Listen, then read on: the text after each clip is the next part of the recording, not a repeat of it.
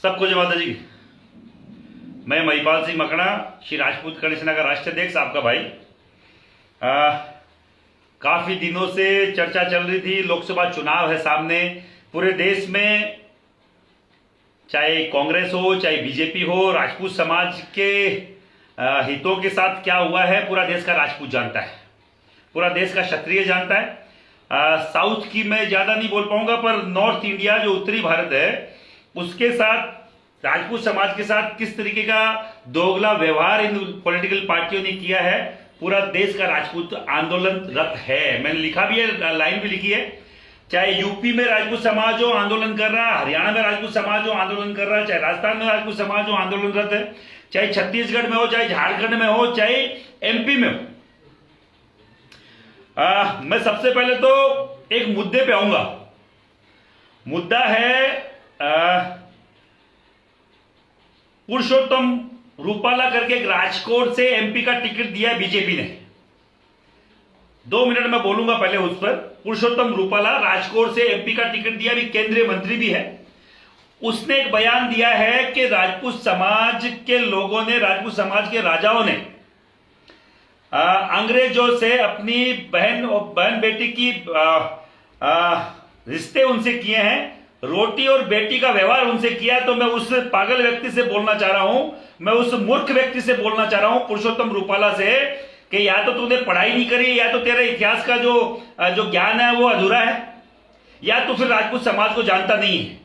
आज तो अगर तेरा नाम पुरुषोत्तम रूपाला है तो कहीं ना कहीं राजपूत समाज के वो लोग हैं, राजपूत समाज के वो रजवाड़े हैं। सबसे ज्यादा रजवाड़े गुजरात से आते हैं। सबसे पहला रजवाड़ा, सबसे पहली स्टेट जिसने दान करी वो गुजरात का रजवाड़ा था, गुजरात का स्टेट था।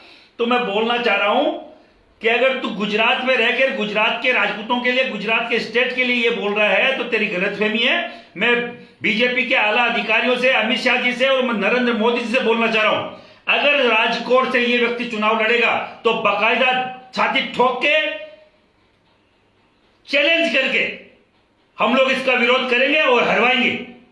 हमें बीजेपी से कोई दिक्कत नहीं है, हमें नरेंद्र मोदी से, अमित शाह से कोई दिक्कत नहीं है। पर अगर ऐसे जहरीले व्यक्तियों को अगर आप लोग टिकट दोगे तो हम लोग ऐसे व्यक्तियों को लोकसभा में नहीं जाने देंगे। चाहे तुम हमें कुछ भी समझ लेना, चाहे बीजेपी विरोधी समझ लेना, चाहे और कुछ समझ लेना। अभी तो बात केवल राजकोट की आई है, और अगर इसका टिकट निरस्त नहीं किया लोकसभा का, अगर इस पुरुषोत्तम रूपाला का लोकसभा का टिकट नहीं काटा गया तो पूरे गुजरात में बाकायदा मुहिम चलाएंगे।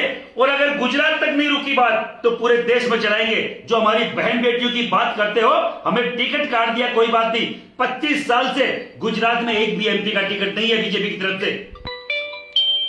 बिल्कुल एमपी का टिकट देके हमेशा भेजती है।